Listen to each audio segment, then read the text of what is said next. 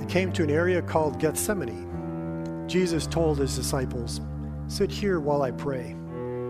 He took Peter, James, and John with him. He plunged into a sinkhole of dreadful agony.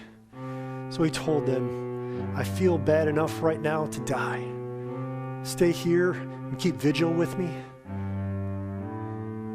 Going a little ahead, he fell to the ground and prayed for a way out. "Papa, Father, can't you get me out of this? Take this cup away from me, but please, not what I want, what you want." He came back and found them sound asleep. He said to Peter, "Simon, you went to sleep on me? Can't you stick it out with me a single hour?" Stay alert, be in prayer, so you don't enter the danger zone without even knowing it. Don't be naive. Part of you is eager, ready for anything in God, but another part is as lazy as an old dog sleeping in by the fire. Then he went back and prayed the same prayer. Returning, he again found them sound asleep, then simply couldn't keep their eyes open, and they didn't have a plausible excuse. He came back a third time and said, "Are you going to sleep all night? No, you slept long enough. Time's up. The Son of Man is about to be betrayed into the hands of sinners. Get up, let's get going. My betrayer has arrived."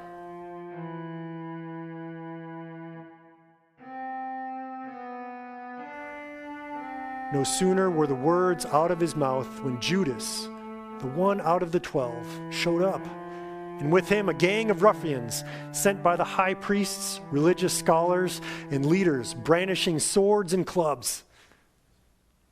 The betrayer had worked out a signal with them. "The one I kiss, that's the one. Seize him. Make sure he doesn't get away." He then went straight to Jesus and said, "Rabbi," and kissed him. The others grabbed him and roughed him up. One of the men standing there unsheathed his sword, swung, and came down on the chief priest's servant, lopping off the man's ear. Jesus said to them, "What is this? Coming after me with swords and clubs as if I were a dangerous criminal? Day after day I've been sitting in the temple teaching, and you never so much as lifted a hand against me. What you in fact have done is confirm the prophetic writings." All the disciples cut and ran. A young man was following along. All he had was a bed sheet. Some of the men grabbed him, but he got away, running off naked, leaving them holding the sheet.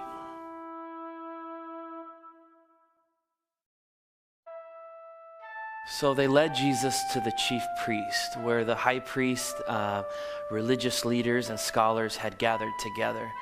Peter followed at a safe distance until he got to the chief priest's courtyard, and that's where he mingled with the servants and warmed himself at the fire. The high priests, conspiring with the Jewish council, looked high and low for evidence against Jesus by which they could sentence him to death, but they found nothing. Plenty of people were willing to bring in false charges, but nothing added up, and they ended up canceling each other out. Then a few of them stood up and lied. "We heard him say, 'I'm going to tear down this temple built by hard labor, and in 3 days build another without lifting a hand.' But even they couldn't agree exactly." In the middle of this, the chief priest stood up and he asked Jesus, "What do you have to say to the accusation?" And Jesus was silent. He said nothing. The chief priest tried again, this time asking, "Are you the Messiah, the Son of the Blessed?" Jesus said, "Yes, I am. And you'll see it yourself. The Son of Man, seated at the right hand of the Mighty One, arriving on the clouds of heaven." The chief priest lost his temper. Ripping his clothes, he yelled, "Did you hear that?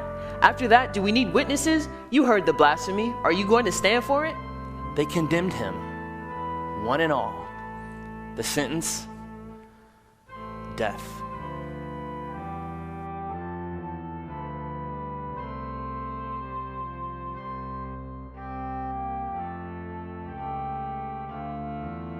Some of them started spitting at him, They blindfolded his eyes, then hit him, saying, "Who hit you? Prophesy." The guards, punching and slapping, took him away.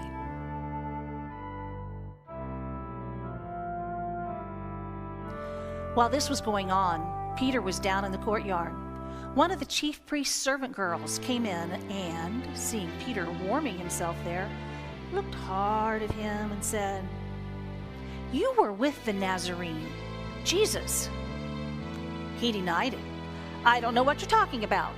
He went out on the porch, and a rooster crowed. The girl spotted him and began telling the people standing around, "He's one of them." He denied it again. After a little while, the bystanders brought it up again. "You've got to be one of them. You've got Galilean written all over you."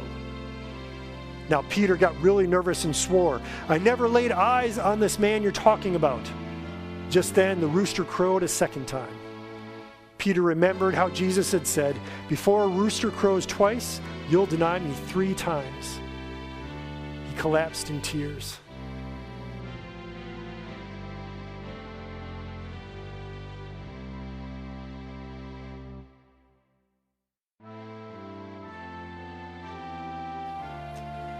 At dawn's first light, the high priest, with the religious leaders and scholars, they arranged a conference with the entire Jewish council. After tying Jesus securely, they took him out and presented him to Pilate. Pilate asked him, "Are you the king of the Jews?" He answered, "If you say so." The high priest let loose a barrage of accusations.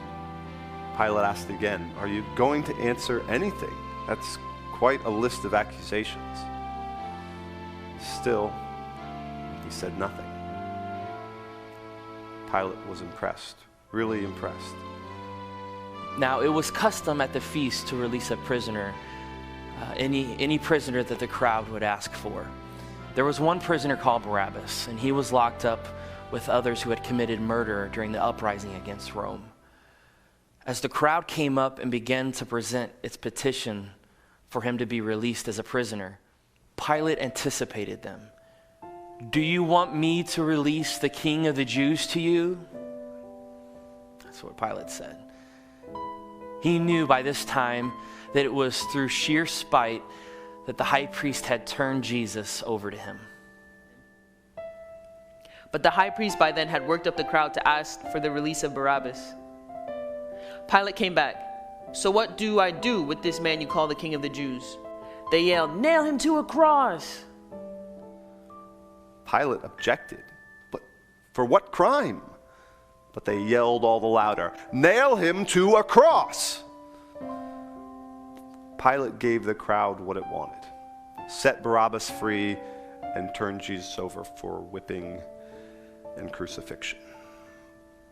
The soldiers took Jesus into the palace, called Praetorium, and called together the entire brigade. They dressed him up in purple and put a crown plaited from a thorn bush on his head, and then they began their mockery. "Bravo, King of the Jews!" They banged on his head with a club, spit on him, and knelt down in mock worship. And after they had had their fun, they took off the purple cape and put his own clothes back on him.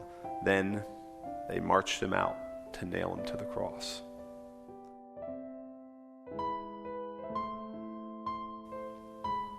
There was a man walking by, coming from work. Simon from Cyrene, the father of Alexander and Rufus. They made him carry Jesus' cross. The soldiers brought Jesus to Golgotha, meaning Skull Hill. They offered him a mild painkiller, wine mixed with myrrh, but he wouldn't take it. And they nailed him to the cross. Then they divided up his clothes and threw dice to see who would get them.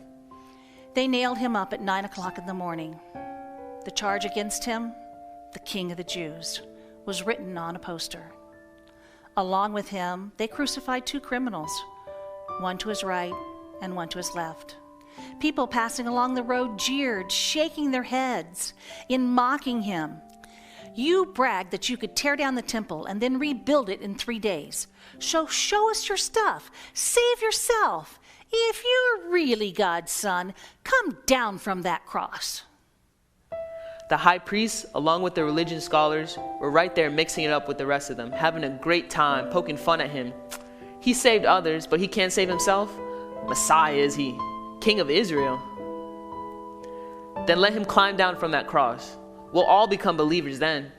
Even the men crucified alongside him joined in the mockery. At noon, the sky became extremely dark, and the darkness lasted 3 hours. At 3 o'clock, Jesus groaned out of the depths, crying loudly, Eloi, Eloi, lama sabachthani, which means, my God, why have you forsaken me? Some of the bystanders who heard him said, "Listen, he's calling for Elijah." Someone ran off, soaked a sponge in some sour wine, put it on a stick, and gave it to him to drink, saying, "Let's see if Elijah comes to take him down." But Jesus, with a loud cry, gave his last breath.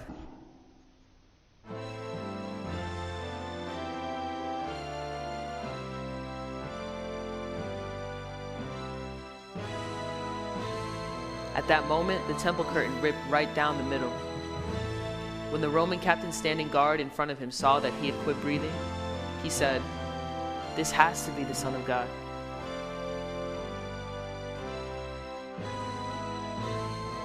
There were women watching from a distance. Among them, Mary Magdalene, Mary the mother of the younger James and Joseph, and Salome.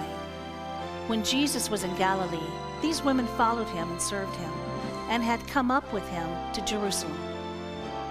Late in the afternoon, since it was the day of preparation, Sabbath Eve, Joseph, a highly respected member of the Jewish council, came. He was one who lived expectantly on the lookout for the kingdom of God. Working up his courage, he went to Pilate and asked for Jesus' body. Pilate questioned whether he could be dead that soon and called for the captain to verify that he was really dead. Assured by the captain, he gave Joseph the corpse.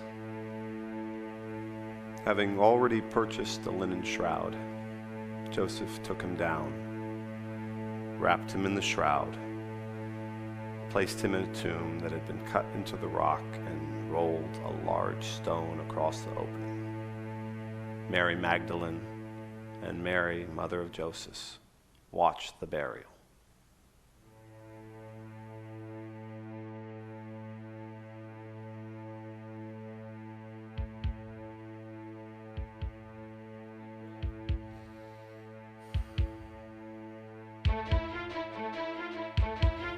It's Friday. It's Friday. It's Friday, It's Friday. It's Friday. but Sunday is coming. Sunday's coming. Sunday's coming. Sunday's coming. But Sunday's coming.